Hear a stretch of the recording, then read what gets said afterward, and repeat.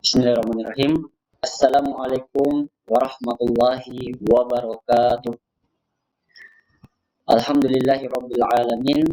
Segala puji dan syukur kita panjatkan kehadirat Allah Subhanahu wa taala yang telah memberikan nikmat iman, Islam dan kesehatan sehingga kita dapat bertemu meskipun melalui media pembelajaran ini.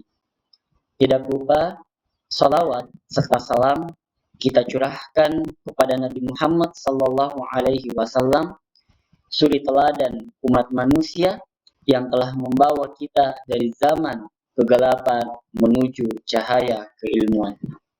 Bapak Ibu serta rekan-rekan mahasiswa yang saya hormati, pada kesempatan ini saya akan membahas perencanaan pembelajaran menggunakan media penyusunan rancangan model desain flowchart dan storyboard, analisis masalah, dan koordinasi. Bapak Ibu serta rekan-rekan mahasiswa yang saya hormati, pada kesempatan ini saya akan membahas perencanaan pembelajaran menggunakan media penyusunan rancangan model desain flowchart dan storyboard, analisis masalah, dan koordinasi, yang dimana memiliki relevansi besar dalam kehidupan kita tentunya, khususnya dalam bidang pendidikan agama Islam, di mana materi ini akan membahas beberapa poin penting, di antaranya yang pertama, pengantar dan latar belakang, kemudian yang kedua adalah sejarah dan perkembangan flowchart dan storyboard dalam pembelajaran khususnya di dunia pendidikan, dan yang ketiga adalah konsep desain pembelajaran. Baiklah, Bapak Ibu, rekan mahasiswa, saya berharap melalui pembahasan ini kita dapat menggali hikmah dan penerapan nyata dari materi ini dalam kehidupan kita sehari-hari. Dan kita beranjak di pengantar dan latar belakang. Dalam dunia pendidikan, proses belajar mengajar harus dirancang secara sistematis agar efektif dalam mencapai tujuan pembelajaran yang diinginkan. Desain pembelajaran berfungsi sebagai fondasi yang memastikan pengalaman belajar berlangsung secara terstruktur dan terarah. Dengan perkembangan teknologi dan kebutuhan belajar yang semakin beragam, perencanaan yang cermat sangat diperlukan agar pembelajaran dapat disesuaikan dengan kebutuhan peserta didik.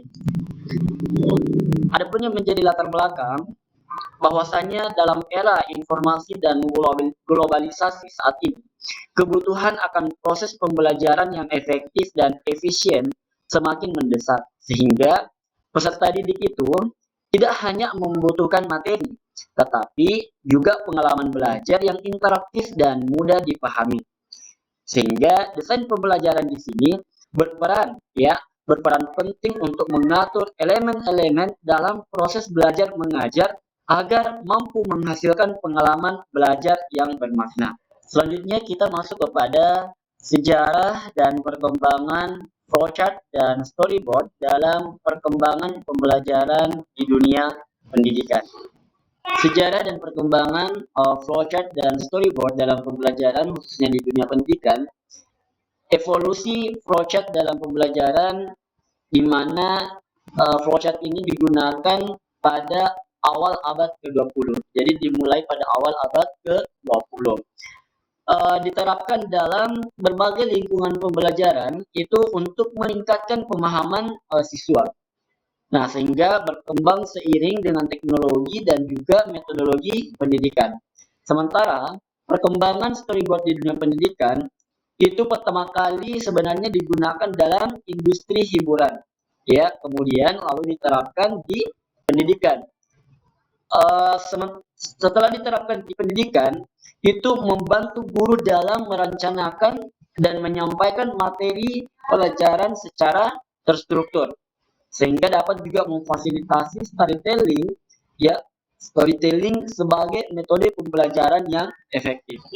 Selanjutnya kita masuk kepada konsep desain pembelajaran. Nah, di sini kita akan melihat apa saja yang menjadi komponen-komponen yang ada dalam desain pembelajaran itu sendiri. Secara konsep, desain pembelajaran itu merupakan proses sistematis dalam merancang, ya, mengembangkan dan mengevaluasi. Jadi di sini ada tiga kata, itu mulai dari dalam merancang, mengembangkan dan mengevaluasi. Nah, inilah konsep dari desain pembelajaran yang dimana pengalaman belajar untuk mencapai tujuan pembelajaran tertentu. Sehingga kita bisa melihat apa saja yang menjadi komponen utama dari desain pembelajaran. Itu kita ada yang pertama analisis, kemudian yang kedua adalah perancangan, yang ketiga adalah pengembangan, yang keempat adalah implementasi, dan yang kelima adalah evaluasi. Nah, nanti kita akan membahas satu persatu apa yang dimaksud dengan analisis, bagaimana itu perancangan, bagaimana pengembangan, dan bagaimana implementasi, serta bagaimana mengevaluasi. Inilah komponen utama desain pembelajaran. Ada analisis, ada pengembangan, dan ada perancangan yang kedua. Nah, analisis yang pertama. Di sini di analisis, kita melibatkan identifikasi kebutuhan belajar peserta didik kita, ya, karakteristik siswa dan konteks pembelajaran itu sendiri. Sementara di perancangan, itu kita melakukan proses merancang pengalaman belajar yang sesuai dengan tujuan pembelajaran dan kebutuhan siswa. Jadi kita melihat apa yang menjadi tujuan pembelajaran kita dan apa yang menjadi kebutuhan siswa kita.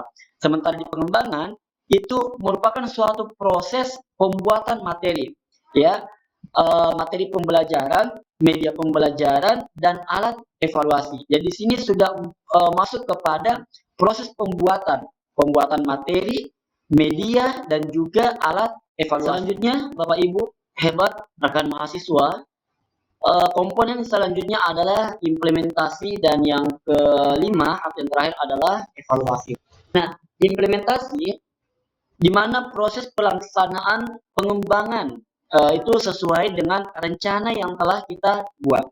Nah, sementara di evaluasi itu sudah masuk kepada proses menilai, ya, penilaian efektivitas pembelajaran dan melakukan perbaikan jika diperlukan. Jadi kita melihat apakah rancangan-rancangan tadi, ya, tersebut itu efektif atau tidak. Jadi di sini dievaluasi sudah masuk pada proses menilai, ya, efektivitas pembelajaran, dan juga kita sudah masuk kepada melakukan perbaikan, itu pun jika diperlukan. Jadi dari beberapa poin-poin pembahasan yang telah saya paparkan, di sini dapat kita menarik kesimpulan bahwasannya desain pembelajaran adalah proses sistematis, ya, di mana desain pembelajaran melibatkan serangkaian langkah yang terstruktur mulai dari analisis kebutuhan hingga evaluasi. Nah, ada implikasi dari pembahasan saya bahwasannya pentingnya perencanaan yang matang, ya. Desain pembelajaran yang efektif itu membutuhkan perancangan yang matang dan menyeluruh. Sehingga fleksibilitas dalam desain, di mana desain pembelajaran juga perlu bersifat fleksibel, ya. Artinya bertujuan untuk mengakomodasi perubahan dan kebutuhan yang berbeda-beda. Demikianlah pemaparan singkat dari saya terkait materi pembahasan yang telah saya paparkan. Semoga pembelajaran ini bermanfaat bagi kita semua dalam meningkatkan wawasan dan pemahaman, serta menjadi bekal berharga dalam perjalanan akademik kita. Dan saya mengucapkan terima kasih atas perhatian dan kesediaan kepada seluruh rekan Bapak Ibu yang telah menyimak. Mohon maaf jika terdapat kekurangan dalam penyampaian ini. Akhir kata saya tutup dengan ucapan, ya, alhamdulillahirabbil alamin, dan semoga Allah Subhanahu wa taala senantiasa memberikan rahmat dan keberkahannya kepada kita semua.